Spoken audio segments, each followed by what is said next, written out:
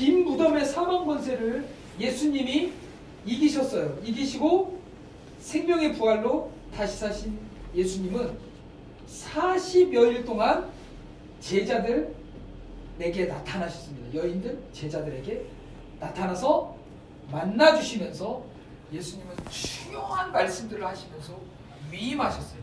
자, 우리가 이제 신년에 직임을 받죠. 이거는 하나님이 주신 직임을 위임하는 겁니다. 위임하는 거, 맡기시는 시간입니다.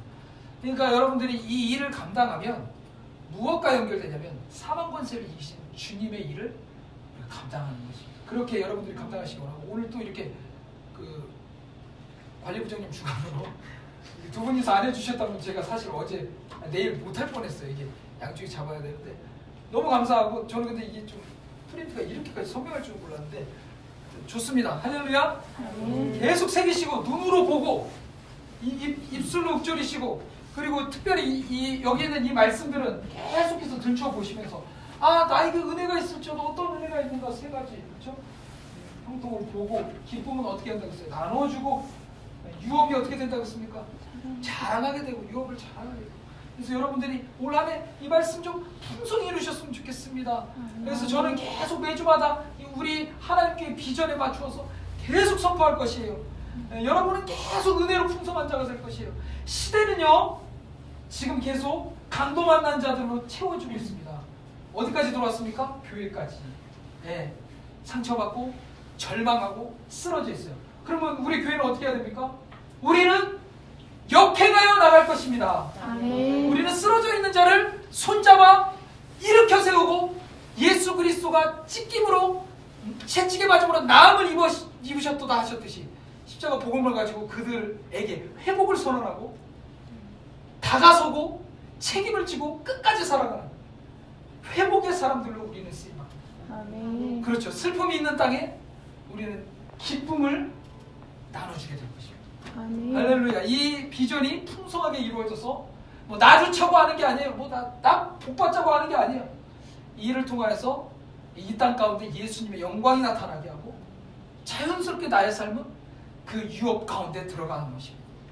부차적으로 주어지는 것이죠. 그래서 올 한 해 정말 우리 교회가 교회적인 사명도 다시 한번 더 강력하게 회복하고, 여러분의 개개인의 신앙인의 삶도 예전에는 그냥 예수 믿고 구원받는 게 목적이기 때문에 이제는 주님을 사랑하는 것이 목적이 되고, 여러분 주님을 왜 사랑해요? 사랑하면 뭐 하려고 사랑해요? 네? 그저 주님 사랑합니다가 아니라, 주님 사랑한다는 건 주님을 바라보고 사랑하는 주님을 닮는다는 것이죠.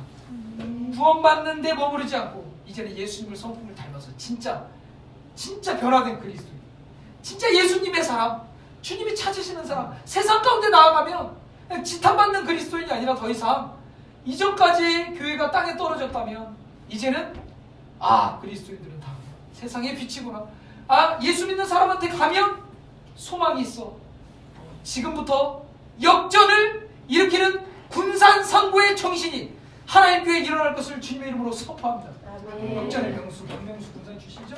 할렐루야. 자, 이제 말씀 쭉 들어가도록 하겠습니다. 다 연결되는 말씀이에요.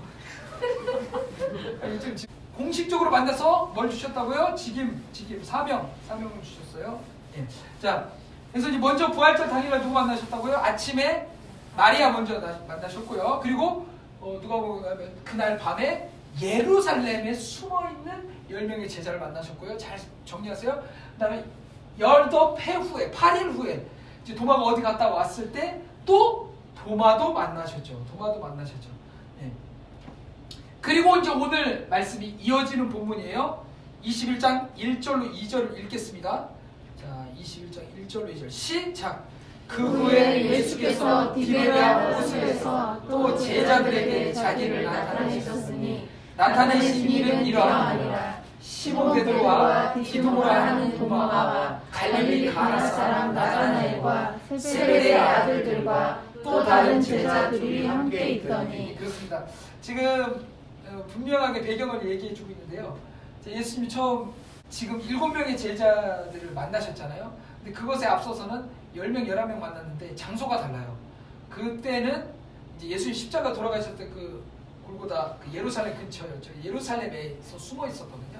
문을 걸어 잠그고. 자, 이제는 장소가 달라요. 어디라고 나오고 있습니까? 지금은요, 성경에 디베랴 호수라고 나와 있죠. 디베랴 호수는 다른 말로 갈릴리 호수. 즉, 그들이 살던 고향으로 간 것입니다. 자, 그곳에 있던 사람들을 누구라고 얘기하면 제일 첫 번째로 당연히 베드로, 그 다음에 디두모라는 도마, 그리고 갈릴리 가나 사람 나다나엘. 나다나엘 누구라고 했어요? 제가 성경 분명히 했습니다. 나다나엘의 다른 이름은 바돌로메. 12제자 중에 있습니까? 없습니까? 있습니다. 누가 전도했습니까? 빌립이 전도를 했습니다. 자, 그래서 했고, 그 다음에 세베대의 아들들, 이건 아실 거예요. 안 물어볼게요. 비참하네. 속상하니까.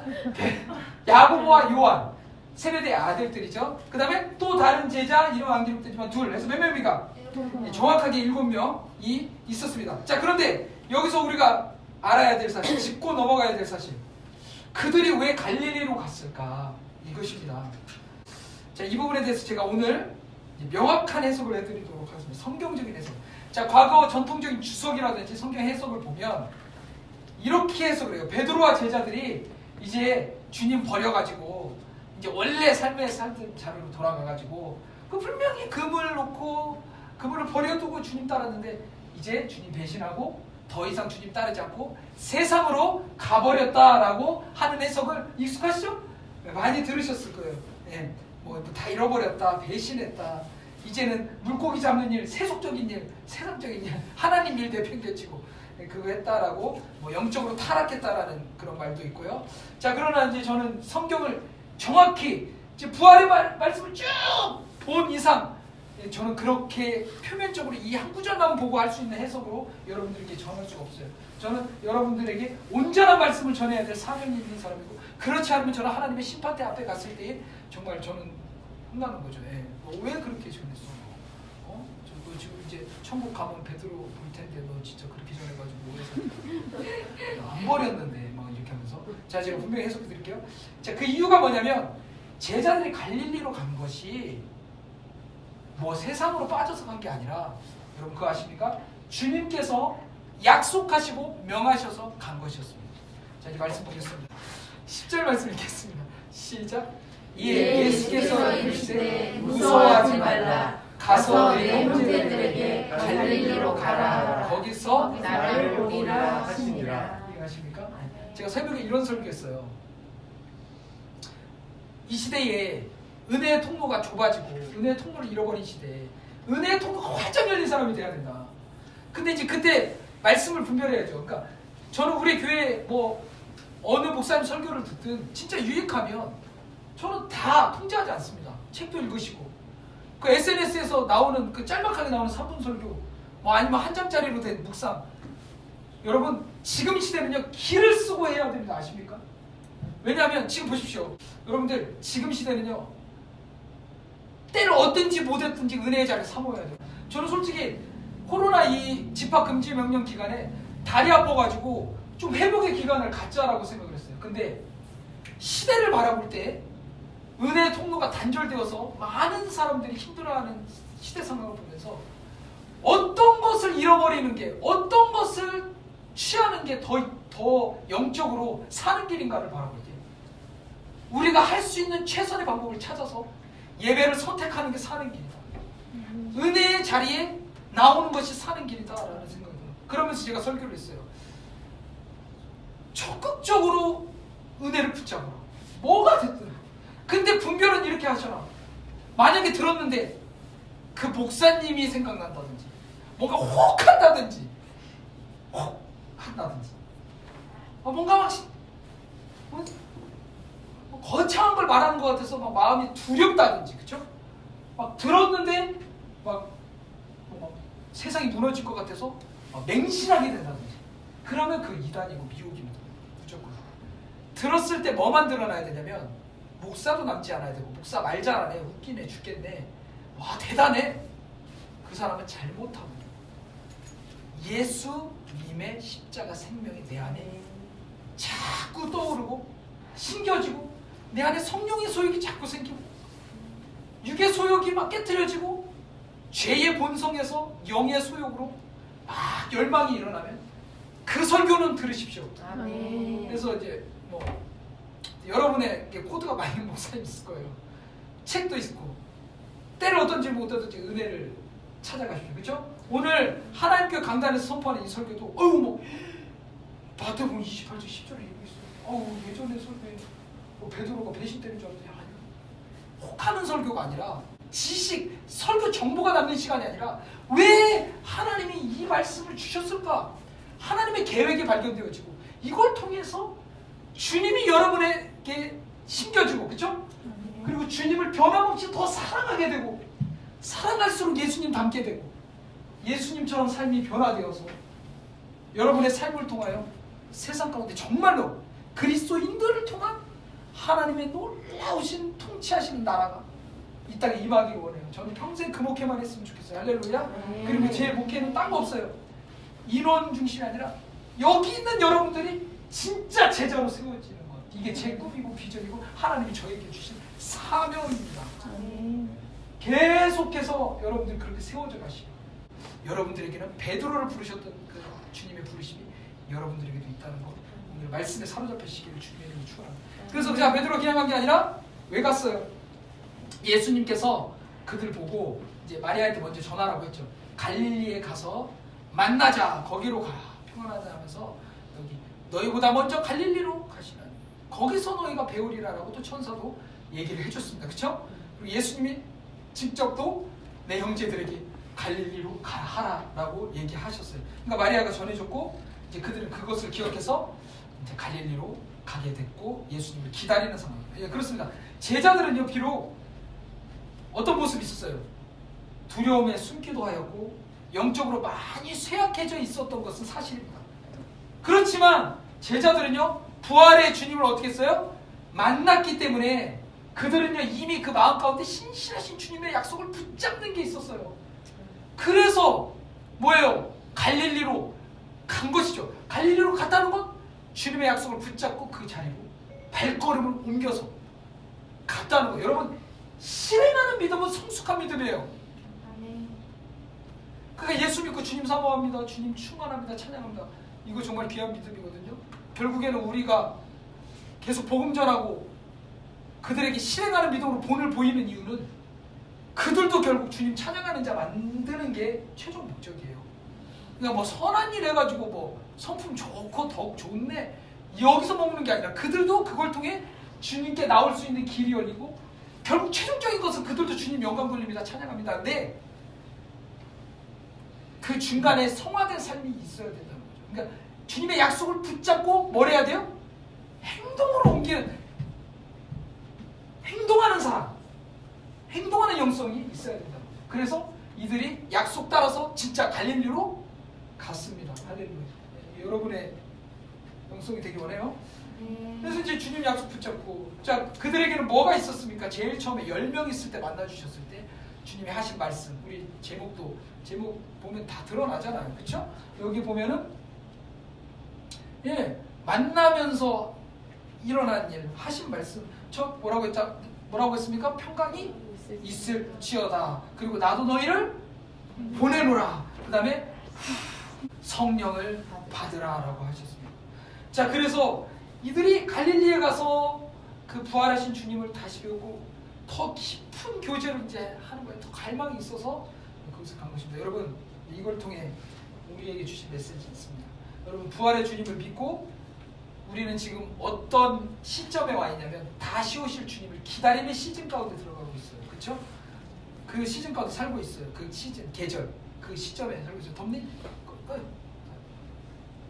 추운 분 없으시죠? 네. 아니야. 괜찮아. 추우세요? 입으세요.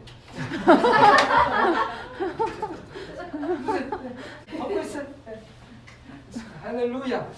다 길이 있어요. 어떤 상황이든 주님은 길을 만드십니다. 코로나의 상황에서도 은혜의 통로가 열리게 하십시다. 길이 있어요. 자, 여러분 부활의 주님을 믿고 우리는 다시 오실 주님을 기다리는 계절, 시즌 가운데 있죠. 자, 우리에게는 주님께서 정하신 약속의 장소가 있습니다. 할렐루야. 그것은 주님이 예비하신 곳이고요. 동시에 우리가 어떤 생업을 이어가며 살아가는 삶의 장소일 수도 있어요. 제자들에게 갈릴리가 그랬던 것처럼 약속의 장소에 믿음으로 나아갔다면 그 다음은요 뭐가 필요하냐면요 제자들이 그랬던 것처럼 기다림과 인내가 필요한 거예요. 오늘 이 제자들을 통해서 우리에게 알려주시는 거예요. 약속 붙들고 행동해서 그곳에 갔다면 기다리라. 인내하라는 거예요. 주님께서는요 인내하는 자를 만나주시는 주님이십니다. 만나주시고 다시 새롭게 하십니다. 그래서 여러분 조급함을 버리고 뭘 하면 됩니까? 내가 할 수 있는 것을 하면서 기다리는 거예요. 자, 그 말씀이 3절 말씀으로 정확하게 이어지는데 자 3절 말씀 읽겠습니다. 내가 할 수 있는 것을 하면서 기다린다.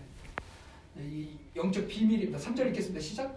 시몬 베드로가 나는 물고기 잡으러 가느라 그들이 우리도 함께 가겠다 하고 나가서 배에 올랐으나 그날 밤에 아무것도 잡지 못하였습니다. 할렐루야.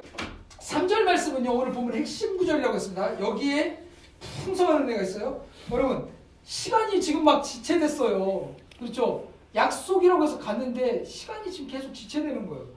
막 기다림의 시간이 길어지는 거예요. 여러분 그런 거 경험하십니까? 나 예수 믿고 사명도 받았고 비전의 말씀도 주셨는데 이제 10년이 되고 지금 며칠이에요? 벌써 5일이죠? 6일 시간이 이렇게 6일이나 지났는데 나는 뭐 은혜는커녕 뭐 변함없는 사랑은커녕 뭐 영원한 사랑은커녕 그냥 지체되고 정체된 것 같은 느낌. 그렇죠? 근데 이게 비단 여러분들만의 일이 아니라 모든 성숙을 향하여 가는 자들에게 주어진 과정이라는 거예요. 베드로가 그랬듯이. 그래서 그냥 왔는데 뭘 하자니 그렇고 안 하자니 그렇고 애매한 상황이에요. 시간이 지체돼요. 여러분 베드로와 제자들이 그래서 갈릴리에서 여러 날을 있게 됐고 그럼 여러 날 있으면 그럼 뭐 금식하며 기다립니까? 아니 뭐 어디 잠도 자야 되고 음식도 먹어야 되잖아요. 그렇죠? 그러니까 현실의 문제가 이제 부딪히기 시작하는 거예요. 그래서 생활비도 충당해야 되고 베드로는 또 거기서 리더 역할을 감당하고 있고 얼마나 책임이 크겠습니까? 그러니까 이 기다림이라는 침묵을 깨고 줄곧 참았던 행동파 베드로가 얘기합니다. 뭐라고 얘기했습니까? 시작. 나는 물고기 잡으러 가노라. 여러분 이제 이 부분에 대해서 제가 두 가지 균형 잡힌 말씀을 전하겠습니다. 이거는 두 가지 의미로 받아들일 수가 있어요. 그걸 다 붙들어야 돼요, 여러분들이. 오늘 이거 하고 끝납니다. 예. 첫 번째는요, 따라했습니다. 주님께서 오실 때까지 현실의 삶 속에서 내가 할 수 있는 걸 하자. 내가 할 수 있는 걸 다시 한번 똑같이 옆 사람을 인사하겠습니다. 시작. 주님 오실 때까지 현실에서 내가 할 수 있는 것을 하자. 여러분 지금 말씀 마음같이 너무 좋습니다. 제가 지금까지 20년 이상 설교를 하면서 이렇게 긴 따라하는 거를 시켰을 때 이렇게 완벽하게 한 공동체는 하나님께가 처음이고요. 이거는 희망이 있다는 뜻입니다. 말씀을 그냥 허투루 듣지 않고 그냥 허투루 들으면 오실 때 본인이 또 아니까 또 웃어 막 못한 거를 인지하고 속은 있어가지고 이렇게 하고 여기는 완벽하게 진짜 은혜 받았습니다 방금. 네, 은혜 통로가 됐습니다. 주님이 오실 때까지 현실의 삶 속에서 내가 할 수 있는 일을 한다. 이 영성 반드시 가져야 됩니다. 제가 새벽에도 그렇고 이거는 제 설교 가운데 꼭 강조하는 말씀이에요. 변화산 좋죠. 변화산 잃어버리면 안 됩니다. 근데 변화산에만 있으면 안 됩니다. 아시죠? 네. 그래서 너무 좀 교육을 까는 건 아니지만 우리는 속세를 끊고 절에 들어가서 무건수행하는 종교가 아니올시다. 그렇죠? 그래서 여러분 이제 말씀 전하겠습니다. 베드로는요, 자 제자들 중에 리더였죠. 6 제자와 함께 생활을 책임져야 되는 상황, 그렇죠? 자 이거 통해서 적용해 봅시다. 어떤 사람은요 신앙생활을 하는데 마땅히 내가 삶의 현실에서 해야 될 일을 저버리면서 너무 극단적으로 치우쳐서 잘못된 영성을 가진 사람이 있어요. 그러니까 하나님이 나를 산터에 보내셨고 내게 직임을 주시고 사명을 주셔서 그게 사명과 삶이 이어지도록 균형 잡히게 삶 가운데서 사람들과 소통하면서 세상과 소통하면서 나가야 되는데, 자 이제 균형 잡힌 영성 말씀드리겠습니다. 이게 기쁨이 있는 건 되게 좋은 거예요. 여러분 희락은요 은혜의 통로입니다. 막 설교 베드로가 현실 가운데서 뭐 이렇게 설교를 해봐요. 여러분 맹목장 신앙을 뭐 이러면서 막 인상 쓰면서 설교해요. 여러분 하나님의 나라 하나님의 나라는 기쁨이에요. 할렐루야. 이렇게 마음이 야들야들 부들부들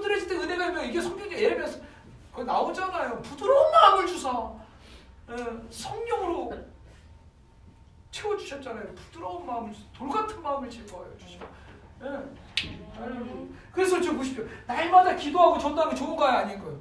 좋은 건데 내 현실의 삶은 내팽겨치고 지금 집에 설거지거리가 쌓여있고 지금 자녀가 아직 배고파서 쫄쫄 굶고 있고 지금 성장판이 거의 다치기 직전인데도 밥을 안 해주고 맨날 라면 끓여 먹고 이렇게 하면 안 돼.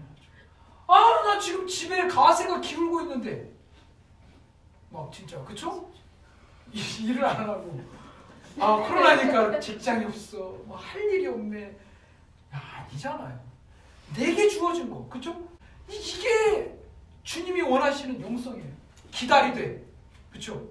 가서 고기 잡아서 기다린 제자들 먹여주고. 근데 잘못된 영성 뭐예요? 밤새도록 고기 잡느라고 주님 오셨는데도 그냥 계속 아이고 대시나 고기 잡고 아이고 나 옛날 실력 살아나네 이러면서 막 진짜 이만큼 계속 잡고 아니면 막 한 톨도 못 잡았어요. 주님 오셨는데 아, 저 한 마리 잡아야겠습니다. 뭐 자존심 좀 이러면서 주님 놓쳐버리면 그것도 잘못된 거죠. 자, 이 부분 잘 기억하십시오. 현실에서 주어진 사명 감당하십시오. 여러분의 사명과 삶이 일치되고 균형 잡힌 영성을 가지고 살아가도록 제가 제일 좋아하는 단어, 현실에 뿌리 내려서 다시 오실 하나님의 나라의 이상과 소망을 붙잡는 자 되십시오. 아멘. 이게 정말 건강한 신앙이에요. 이거 놓치면 끈 잘린 헬륨 풍선과 같이 돼버리는 거예요. 아, 오늘 막 이렇게 예화가 잘 나오네. 그냥 안드로메다까지 날아가는 거예요. 뻥 터지죠. 그게 신앙의 결말이에요. 신비 추구하는 거. 신비가 나타나는 건 귀한 거예요. 할렐루야.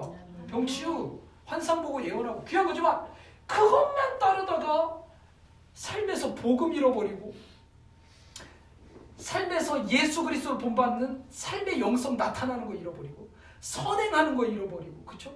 예배자로서의 삶을 잃어버린다면 안 되는 거죠. 자, 이제 두 번째로 넘어가겠습니다. 이해 가신 줄 알고요. 자, 이제 두 번째는요. 따라하겠습니다. 삶의 현장에서 현실의 책임을 다한다고 해도 현실의 책임을 다한다. 사명까지 잃어버리면 안 된다. 자, 이건 이미 다 설명드린 줄 믿고 근거 말씀만 읽겠습니다. 1장 17절로 18절 시작. 예수께서 이르시되 나를 따라오라. 내가 너희로 사람을 낳는 어부가 되게 하리라 하시니 곧 그물을 버려두고 따르니라. 여기 마가복음 1장 17절로 18절에 보면 예수님 뭐라고 말씀하십니까? 나를 따라오라. 그다음에 뭐라고 말씀하셨어요? 내가 너를 사람을 낳는 어부가 되리라.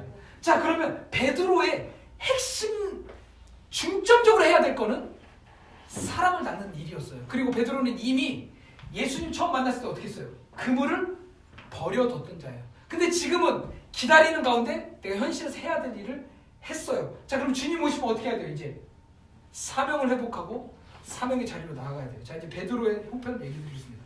그러면 삶의 영성을 갖는다는 것을 때로는 우리가 잘못 이해할 수 있어요. 삶의 예배, 삶의 영성, 뭐 세상 속에서 하나님의 나라를 세운다.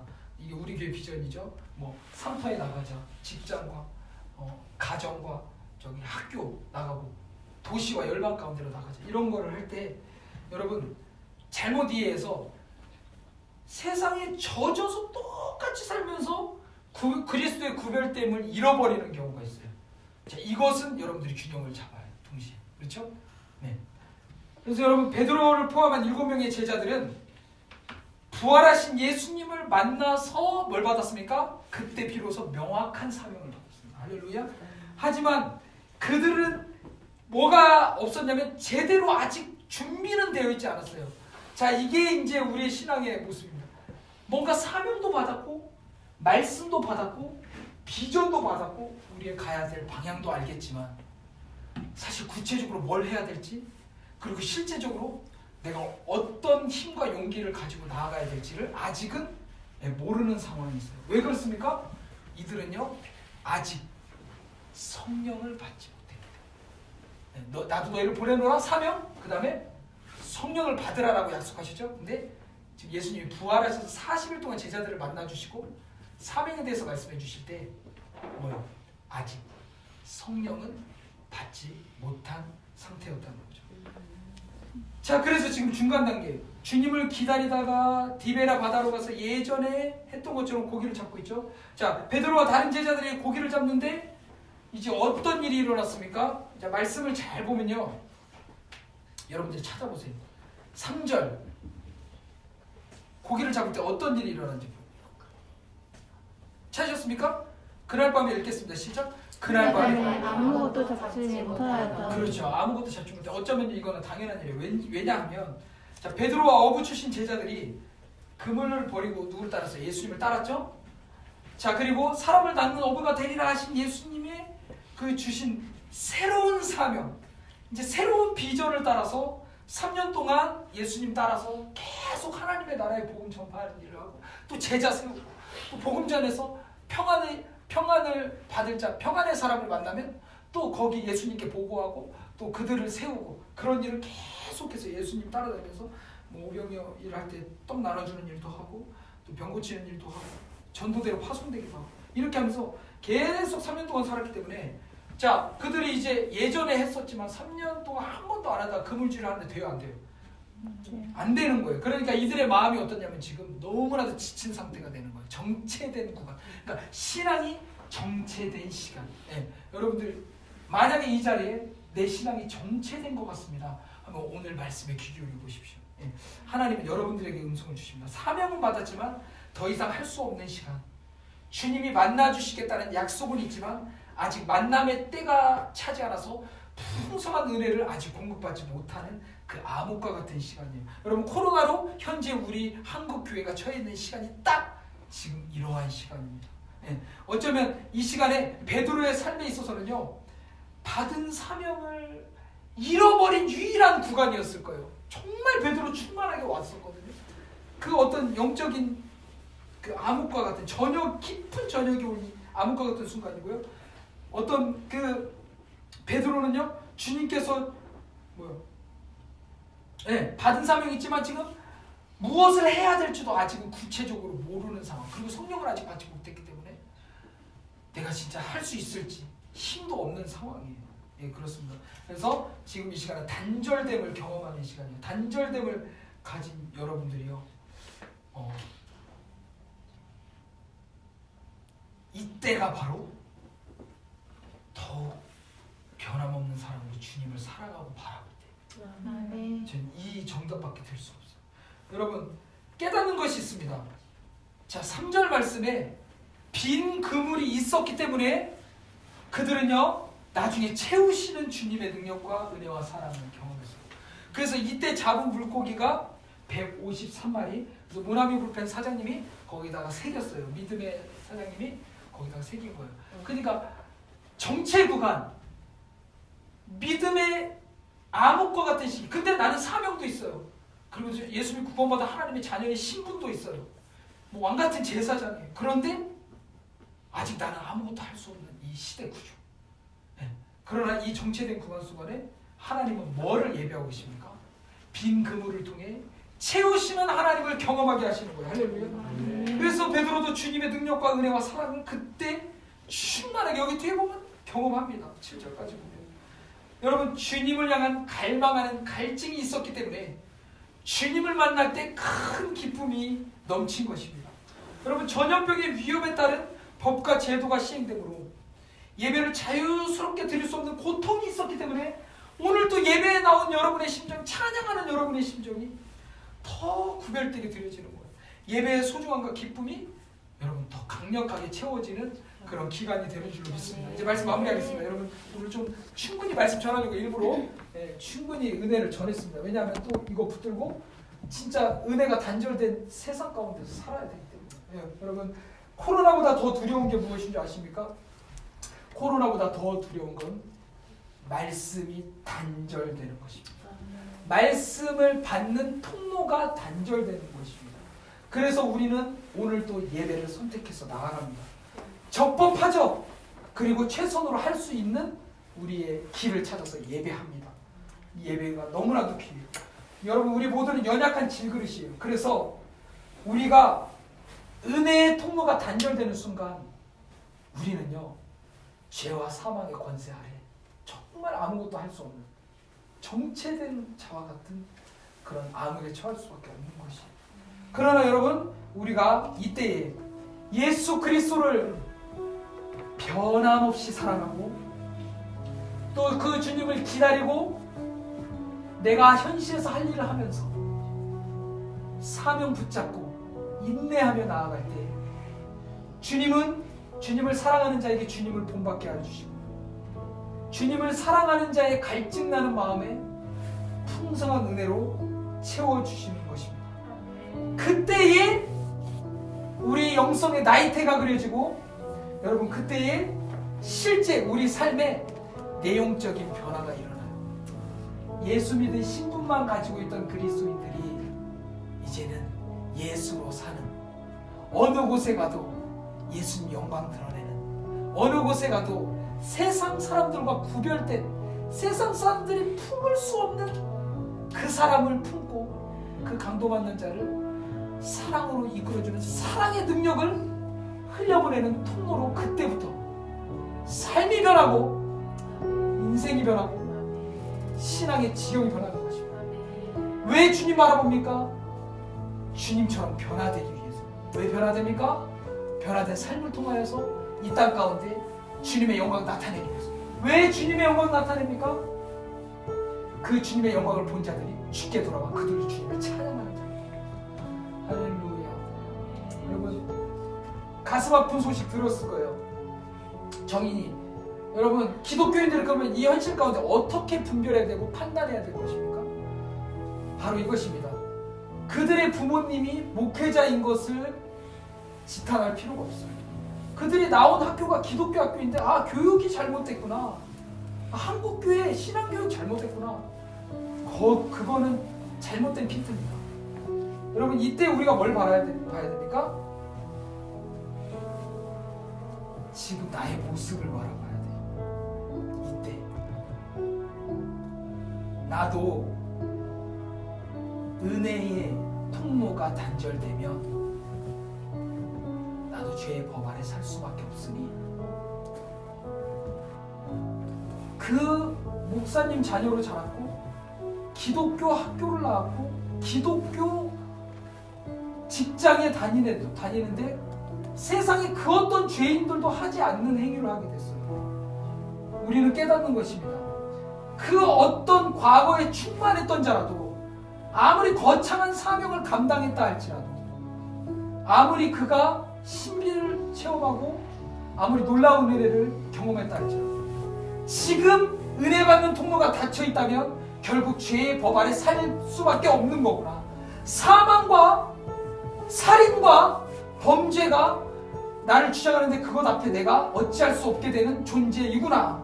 그러므로 정인이의 사건을 통해서 내가 은혜의 통로가 활짝 열린 자가 되기로 행동하고 갈증하며 주님을 찾아야겠고 이 결단을 하는 것, 이것을 선택하는 것이 우리 믿음의 사람들의 자세인 것입니다. 여러분 이제 말씀 끝났습니다. 은혜가 단절된 자가 아니라 은혜의 통로가 활짝 열리는 여러분 되시길 주님의 이름으로 축원합니다. 찬양하고 기도하겠습니다.